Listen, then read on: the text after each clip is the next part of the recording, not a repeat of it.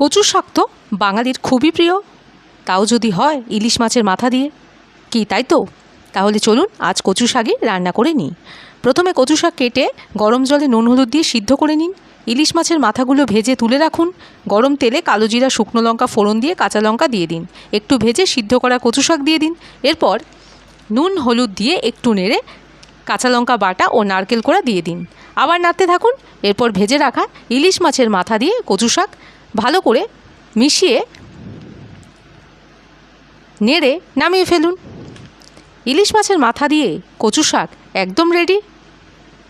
তবে রান্না করার আগে আমার চ্যানেলের ভিডিও সেকশানে গিয়ে লং ভিডিওতে ডিটেলসে একটু রেসিপিটা দেখে নিন।